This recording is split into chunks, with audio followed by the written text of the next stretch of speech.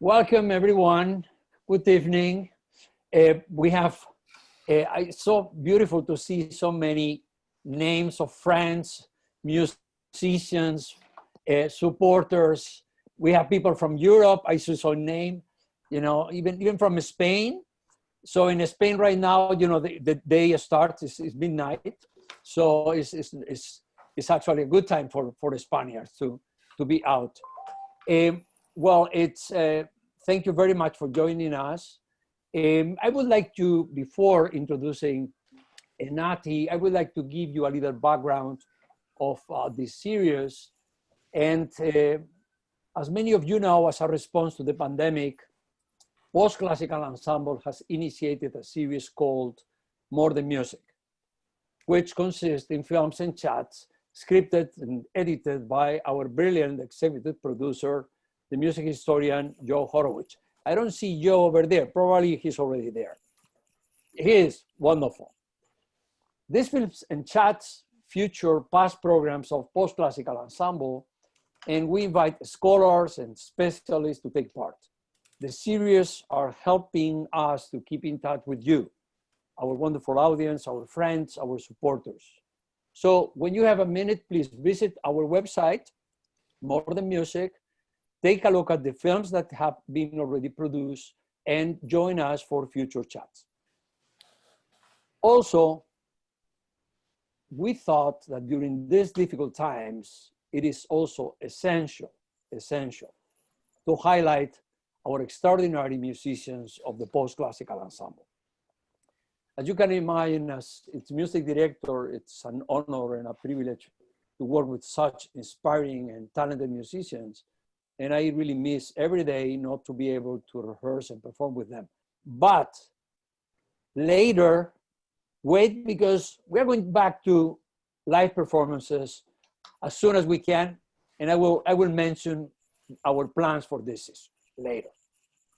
So with further ado, please join me welcoming our guest tonight, Post-Classical Ensemble Concertmaster, Netanel Nati Drailblate.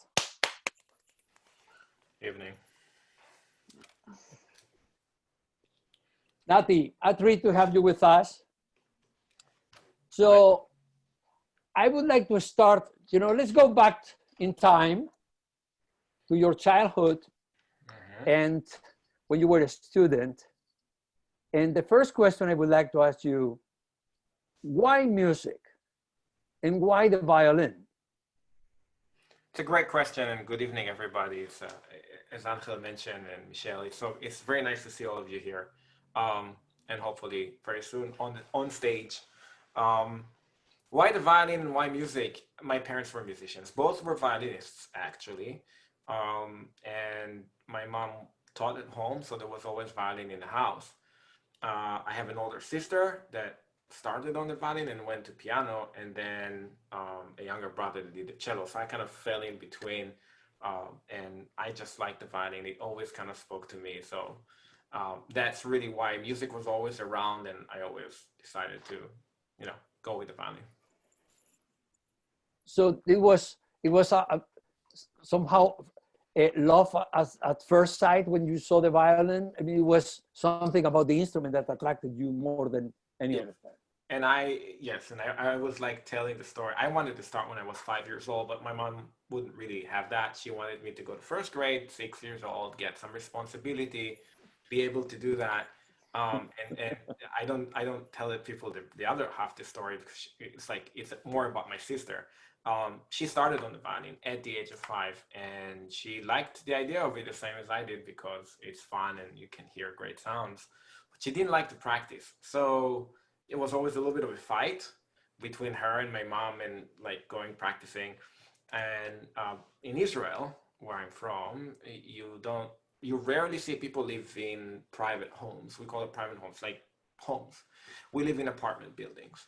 And my family lived on the 3rd floor. And one day my sister decided that she really didn't want to practice, and she just tossed it on the third window. So that's the apprehensive nature of my mom to not let me do it at the age of 5, because that's what happened with my sister. Now, later on, my sister decided that music is still something she really wanted to do.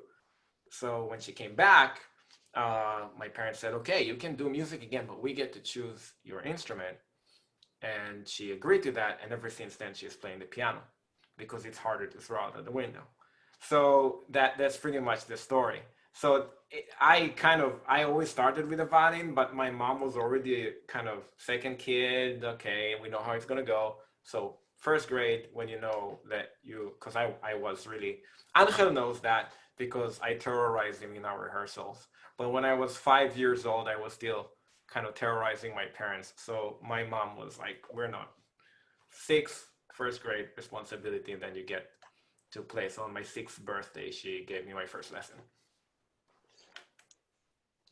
Wonderful. So, Nati, I think one of the privileges of being a musician is the relationship that we establish with in our education. So the figure of the master, the teacher. So it's really a very personal relationship. I think this is really a privilege, it's like being almost an artisan in the métier. And of course, in our education, we always have special people that really open our eyes, open our ears. So it's quite what they call the epiphany teacher, the guy that really opens a lot of possibilities for your musicianship. Tell us about the people in that sense that you have found in your life. Honestly, I will start by saying all of my teachers had a profound effect on who I am as a musician. There are a lot of times, my dad always told me, as growing up and going between teachers, that you learn what they have to give you, and then you take what you want from each one of them. So each one of them had something really important to give. But two of them that I always single out, my second teacher in Israel, his name is Hagai Shacham, is no relation to the famous Gil Shacham, but still a phenomenal violinist in his own right. And I encourage everybody to Google or find him on Apple Music or anything that you use, because he's a fantastic violinist. He gave me everything technical that I have today. So the ability to actually technically control the instrument came directly from him. And then the person who took that and changed not just the way I play, but also the way I think about music and about a lot of other things was Pamela Frank, because she was my teacher here. And Pam was, maybe another time over beer, I can tell everybody a lot of great stories about what kind of a person she is first, because the way she teaches and the way she approaches everything is you don't want to play like her, you want to be like her personality, and then you become like her. So it's a way that she kind of draws you into her mindset that changes how you think about a lot of different things. So that's kind of the person, the two people on, violinistically that I thought made a big difference. And then one conductor that I thought from a younger age made a huge difference for me from about the age of 20 was Daniel Barenboim. He is very strict. He is to the point, but he always trusted me to do things. And I did the Divan Orchestra with him. And I've learned from him and from his German friends who play in Berlin everything that I need to know about orchestral playing and how to build things from the ground up. So that's where I got a lot of my orchestral education from. Nati, you have a career as a soloist, as a chamber musician, and then, of course, as concertmaster of orchestras. I know that you write your own cadenzas for some of the concerti. You are performing as soloist. So why don't you tell us about, these three different ways of making music, which are different. So tell us, how do you feel and how do you combine these three facets of being a musician? I like doing all of them. I would even throw in there as a part of it, well, I know we'll maybe talk about it later, but teaching as well. And those four different aspects of being a musician, especially nowadays, I see Bill Richards here, he would probably agree. At some point, I don't think it used to be before that as a musician, you can get this one big, great job in an orchestra and that will be your life. And nowadays it's very different.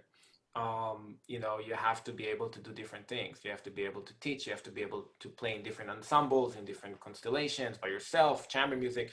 I find that it makes me a better musician to do all of those things rather than focus on just one niche that I would do for like a big amount of time, because chamber music and like what we do at post classical is technically most of the time is a chamber orchestra. It's kind of very similar. It's more intimate. So you really have more ownership of your part. Whereas in orchestra, there are 20 people that have ownership over a section. So the mindset is very different. You need to blend more. You don't have this individual voice. Obviously, being a soloist is fun. I like it a lot because it's a balance between the chamber music and the solo part. I don't think, given the opportunity or the chance, that I would have chosen like this strictly only soloist life for myself. I don't think that I would have been able to bounce myself between cities every other week. I wouldn't like that. But periodically being able to do that because you have the ability to, that's great. It brings another side of your personality out. Yeah, and that's it. And then of course, you know, being a chamber musician, it's all about your friends and who you're playing with.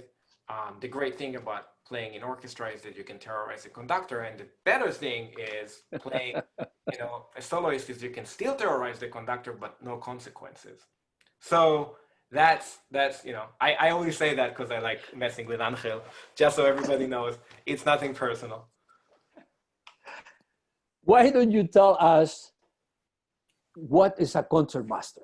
What is you think the importance of the concertmaster? What is for you to be a concertmaster? What does that mean for you?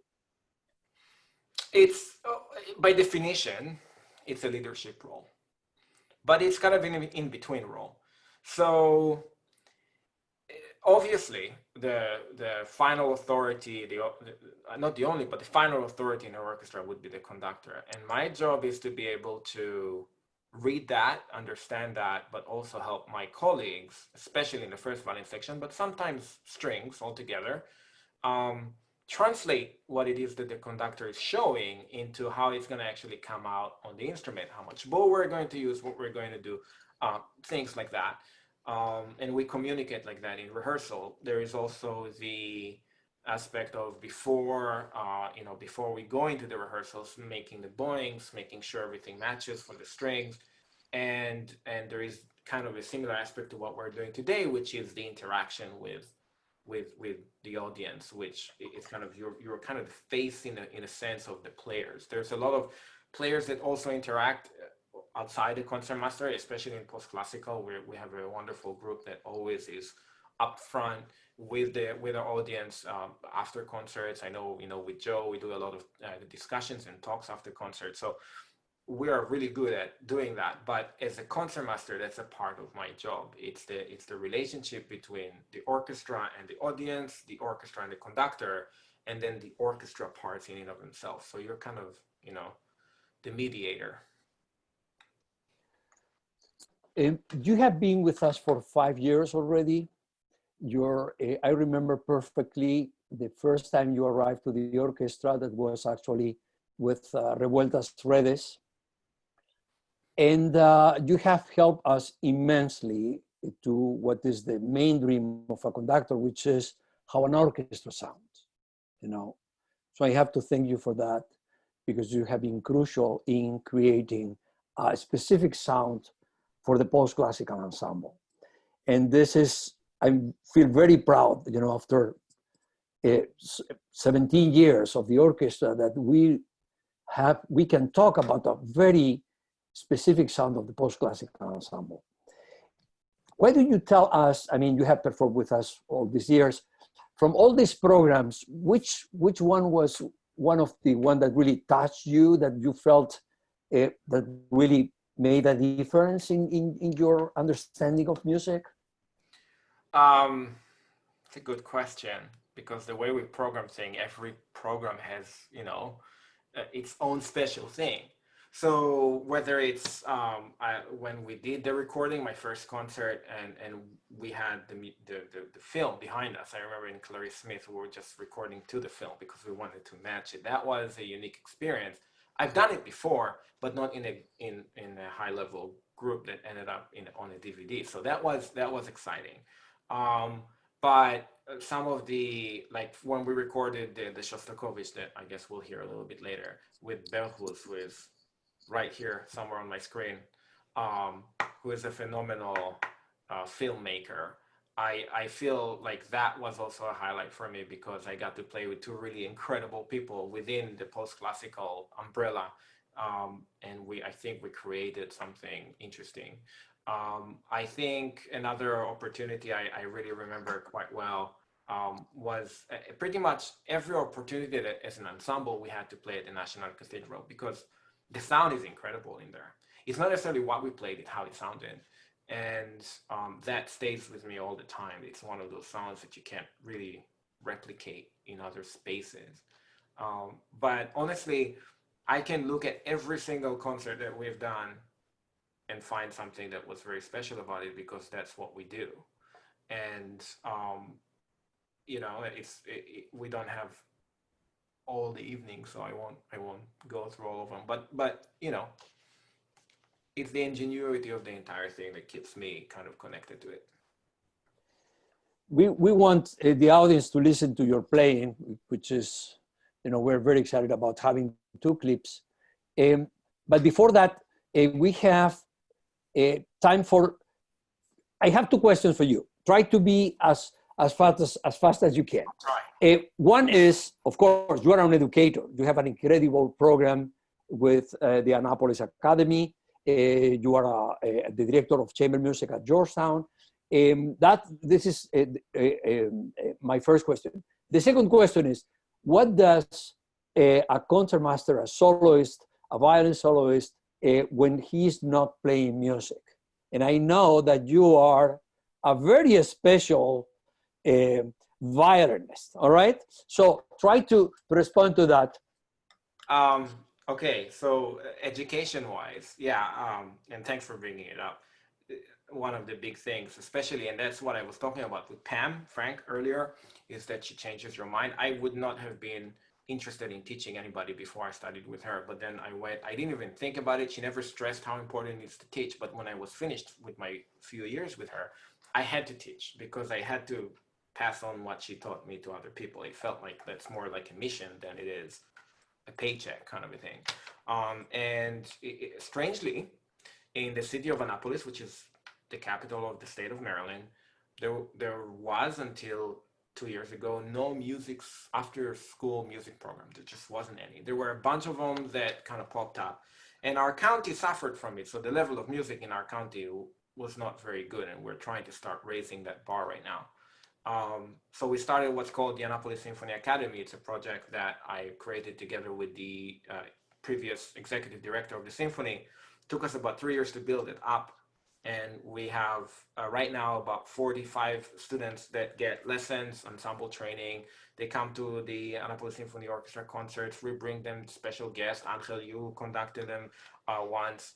And it has a social aspect to it too. We're trying to diversify the orchestra field as a field. So about 50% of our kids are minorities, and then 50% are not. And that concept came from the West Eastern Divan, where 50% are Jewish and 50% come from other Middle Eastern countries. And you have to sit down and you have to play together so you can start understanding each other a little bit better. So that's how we are trying to bridge the kind of the racial difference. They sit next to each other, they interact through music, and they become friends. And that's the Annapolis Symphony Academy. Obviously, Georgetown, it's fun. Great group of kids, you know them as well. It's a different kind of satisfaction teaching them. Those are kids who are studying everything besides music as a full-time career. But they were and they still are very good musicians. We don't accept just anybody. They come in and you like teaching them because you know they want to be there. It's not another class for them. They chose to be there because they wanted to play. It's a whole different experience. And that's that. Well, the special part Angel was talking about, I think, is about 2 years ago. I from the age of 5, I went with my dad. My dad had an orchestra and they toured, so I toured with them. And fly to Italy, fly to all sorts. And I always liked flying. I like as a passenger. And I was so busy with violin and teaching and doing all of it. And a very nice lady that I used to date back at the time gave me a birthday gift exactly 2 years ago. Like an introductory flight. You just go on a flight school, and then they take you for an hour. They spin you around the air and look at Annapolis and all sorts of fun stuff. I came down from that flight having decided that that's what I'm going to pick up as my hobby, because I always wanted to do it, and it was quite fascinating. And fast forward 2 years later, I'm now a flight instructor too. So I do that on the side when that just happened, by the way, a month and a half ago. I got that certification. So within 2 years, you just build your hours, you build your credentials, and you get to do that. So if anybody here feels like they want to go flying, we can go. But that's a special part. And after I can tell you, teaching is great. Angel, you know that. All of you here that are teachers will know that you're doing great things. And you're educating the next generation. But at the end of the day, when you go home, and many a times I found myself speeding home from like all the mental stuff that was going through my head from teaching kids. They're great, but they take a toll on you sometimes. And I figured it's better to speed in an airplane when nobody can pull you over than speed up in a car. So I just went to that route. But it's a great thing to do it, to see everything from above that you have not seen before. It's a different feeling. It's giving you good perspective on life. We are going to go to our first clip, which is the extraordinary second movement of Shostakovich Trio number 2. This is actually filmed by a dear friend of the ensemble, Behrooz Jamali. I don't know if he's joining us tonight. We want to thank him. Is he there? Well, thank you, Behrooz. So this is actually part of one of our programs that was one of the chamber music programs within the Music Under Stalin Festival. And you will see that Nati is playing with two extraordinary musicians, our principal cellist, Ben Capps, and Alexander Sasha Starkman, who is a collaborator pianist with us for many time too, for a long time. And Nati, why did you pick this? Give us a little bit of a context for choosing this, and we will play the excerpt. It's a great piece. It tells a great story. But that's my favorite movement out of the piece. It just as everything Shostakovich, there's cheerful parts to it, but it's all kind of taking a knife and stabbing the establishment kind of a thing with it. And it's very sarcastic, which I find myself sometimes to be. So it speaks to me that way. It's kind of, I find that movement represents my personality best out of all four. So, yeah. All right, let's listen.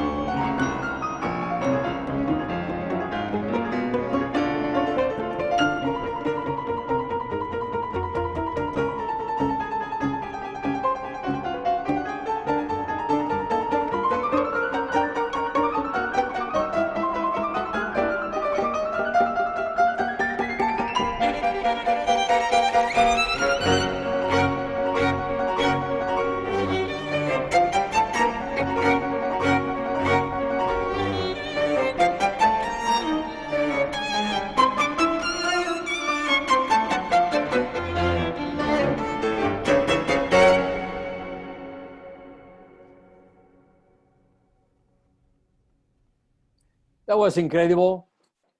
That was incredible. And also performing there in the cathedral. I remember this is one of the most extraordinary chamber music performances we ever had with post-classical ensemble. Bravo, Nati. It was fun, and Bell knows musicians when they listen to their own recordings are always like, and I think it was good. I always thought Bell was the only problem I had with that recording is my tie was too short. I don't know if you noticed that, but if you didn't, great. If you did, email Bearhoods, because yeah. Otherwise, it's good. Do you see how much fun do I have with these musicians? I mean, I can't wait to get back with this guy. All right. While Michelle prepares the next clip, Nati, why do you tell us a little bit about the next clip we're going to listen to? Sure. So another friend of the ensemble who used to, I think, work with us for a while. Absolutely. A lot of you know her. Laura Johnson is a very good friend of mine. And we've met I don't know if it's by accident, but we've met in an unplanned way. She was substituting as a pianist in a concert I did with the Lancaster Symphony. And then I remember having to go and do a summer festival in Brazil and needed to prepare a piece. And I asked her if she wouldn't mind us just reading it together before I went to the summer festival, just going through it with me. And she said, sure. We met in her house and we played. And it was a Greek sonata back at the time. And it's like, again, you connect with someone on the level that you don't understand.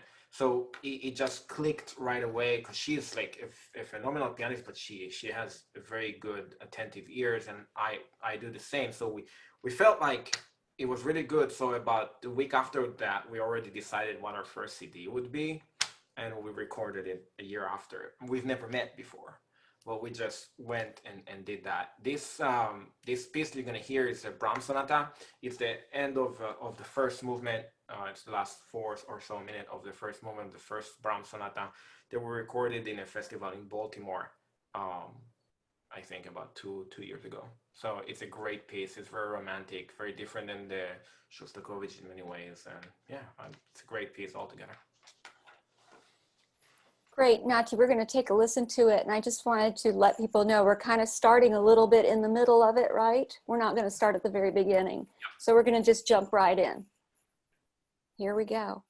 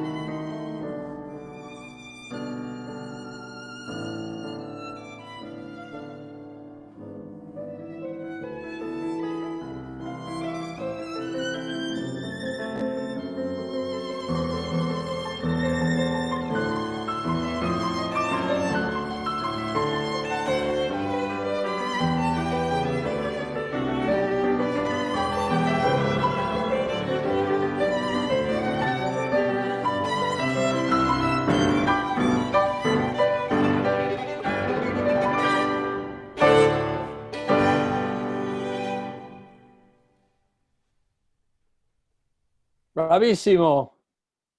Fantastic. Cool piece. That was I would just incredible. on that, like we talked about the influences before.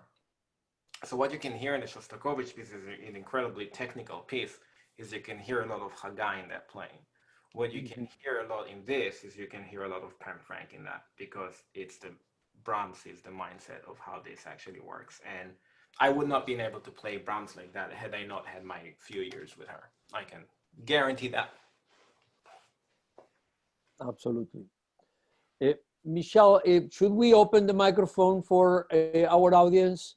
Absolutely. Questions. Absolutely. We have about 10 more minutes.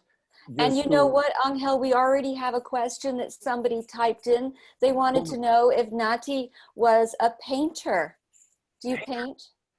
Not intentionally. Sometimes if I have a stressful student on Zoom, I will start scribbling on the page and then it will look like some kind of a painting, but it's nothing that I plan to do. That's something that I like going to art galleries. I like watching other people's art, but I'm not talented that way, I don't think. Always happy to try, but no. Fantastic. I have another question that's come in, Nati. How can we as parents support and encourage our children to engage and engage them once they start playing an instrument? That's very important. Actually, it's a great question. One, and this is kind of, I've learned it from my parents. Kids like the instrument because they like how it sounds exciting. They see their friends doing it. They don't always realize what it takes to do it well. So keep encouraging them to do it, even when it gets sometimes rough. They have a good lesson, they have a bad lesson. It's about keeping that encouragement up. Make sure as a parent that you're involved in them practicing. If you're a parent that can supervise a little bit of the practicing, that goes an incredibly long way. Even if you know nothing about violin or cello or whatever it is, just to sit with them in a room and listen to them, and if you sit sometimes on a lesson or two and just write down some comments and help them through, because they're learning it for the first time just as much as you do. But one of the most important parts that I was exposed to in the last, I think, since we actually started the academy, another great friend of mine is a doctor that lives in Chicago, but originally from Mexico, and he is a neuroscientist. And while I knew a little bit about what music does to your brain, he gave me a whole different view of that. And as parents, the other thing, the reason why you want to keep encouraging the kids to keep doing it and do it well, not just like, hey, here's the violin and that's it, is the neurological changes that happen in the brain from when they start, which is why it's important to start them as soon as you can, maybe 5 or 6 years old is a good age. Because when their brain develops through music, they develop very differently than anybody who didn't do music. And I remember one of the statistics that he threw at me was that people who have studied music until about 18, 19, when the body naturally stops growing as much, will have about 70% less chance to have Alzheimer's when they're older. And those are things we don't know yet. Those are things we don't occupy ourselves yet, is the scientific side of what's music doing to us. Not just playing, listening, but primarily playing, because it's a very different thing. It's the only thing you do that uses both sides of your brains all the time. You have to calculate and you have to feel, and you have to do it at the same time, all the time, nonstop. And the connections between your left and your right side of the brain are now much thicker. I've seen MRI imaging of that. That's incredible how that works. And so kids, as they develop, really benefit from that. So I would say keep encouraging when it's easy, keep encouraging, especially when it's tough and they go like, I want to quit. Just say like, no, we keep going. Because by the end of that, they would appreciate it when they're older. It's a long game. Music is a long game. It's not a one-year thing. So that's my advice.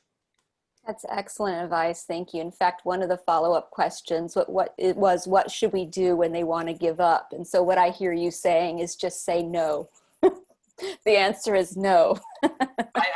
I'll say the joke, but just so you guys know it's a joke. Usually when people want to give up music, we give them a viola. But That's a horrible joke. It's not real. So if there's I knew it. I knew it. He was going to say that. Angel apologizes in advance. So, But no, seriously now, there's kids, as much as they think they know a lot, and I was one of those kids that I thought I knew a lot, they don't know a lot. They will do what feels good for them at the moment. They're just experiencing, again, things for the first time, right? So when things become a little difficult, and music is difficult to understand sometimes, and you have to understand a little bit of it on your own when you practice. So they will shy off. Just keep them engaged. Keep reminding them how fun it is to play. Show them videos of great musicians playing great concerts. Talk to them about it. It's a struggle sometimes to keep a kid interested in one thing too. One of the things I would also recommend, if we have a minute, and it's kind of my own personal thing. So I used to have students that come to my violin lesson after they have done lacrosse, soccer, football, every possible sport on God's green earth. They've done all of it. Now, I'm not saying that sports are a bad thing. I think you should do. I used to play soccer when I was growing up, and I think it's important physically for them to stay in shape. So doing sport is great. But as a parent, my recommendation from what I observed from all the students that I've taught over the years is do a sport and then do music, or do a sport and then do dance, and keep them doing two things, but engaged and doing it all the time so that they're not confused between a million different things. Because unfortunately, what's happening at the end is they do all of it in a mediocre way. And that's the most horrible thing we can do to them. So the encouragement of you can do this, you are doing this, keep going, it will benefit you in the future is something that I think is very important. that's great, Nati. Thanks. I'm sure there was a lot of listeners that really appreciate those comments. We do have another question for you. Is there a piece of music that you've never played that you dream of performing in the future? Hopefully the future being very soon. That's a great question. It's going to take me a minute to think about that, because I mean, I've not played so much music. There's so much music out there. It's impossible for someone to play everything through a lifetime. Yeah. Honestly, that's a hard question. You guys got me here. I cannot shut up most of the time, but whoever asked the question did a great job, because you got me here. But I would say, some of the things that I have not played yet, unfortunately, and I want to, are the Bach sonatas. They're solo sonatas, but they're also sonatas for violin and harpsichord or piano now in the new editions. And those are things I haven't played, and I understand are great pieces. I know them, but I want to play them at some point. So that will be a good answer for that. Thank you. Got a question? Go right ahead. Thank you. First of all, thank you, Angel and Joe, if you're on. And Michelle and all of those who are part of this. It's a wonderful idea. It's creative. Angel, you guys are really amazing that you can be so flexible and creative with our current situation. I have this question that's been just amazing to me, that you all love playing in the cathedral. Maybe this is also for Angel.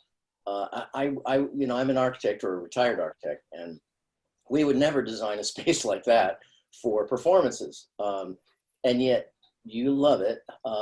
I have found it a difficult space to be in and hear and understand music, let alone voice. I'm interested in how you've made it work for you in this huge cavernous place, especially with small ensembles, let's say. Nati, why don't you reply first? I think as an instrumentalist, when you placed small things like Bach and things like that, that's where they would have been performing in the first place. And the violin in that kind of a space, I know I can talk about my instrument, projects incredibly well. So you would hear it all the way through. I'm not sure that the voice works the same way with the vibration, but the violin does a really good job. And I can tell you, every time because of the reverb that you get there, the response, and the sound does come back to you a little bit delayed. It's a great feeling, because you get so much space for your sound, and every musician likes to hear their sound kind of engulf them from all different directions. And the high ceiling, the concrete just does that, and it's a great feeling. Chris, I can tell you that one of my most extraordinary experiences in these 3 years being a resident orchestra at the cathedral was a program we did with the influence of Indonesian music. And I put the orchestra in the middle of the nave, and it created a complete different dimension in listening to it. The audience was surrounding us. The acoustics was much, much better. We had 2 gamelans at the other ends of the nave. And as you know, music is more than just the notes. It's what is happening at that moment. So just the dimension of performing in such a space brings a complete different dimension to the full performance. So acoustically, of course, you know, in the middle of the nave is not as bad as you think. Everybody was very, very impressed. So I would like to go back at some point. I mean, not for every program, but there is music. Can you imagine Parsifal there in the cathedral, or a Bruckner symphony? I mean, it would be incredible. I think it will bring an amazing, sublime and dimension to the performance. And I would say that I went to a performance in the crypt down in the deep bowels of the church, and that was very special. That was very intimate, and the reverb time was, you know, tight. I'm just fascinated that you feel comfortable out there in the giant nave. But thank you for those interesting comments.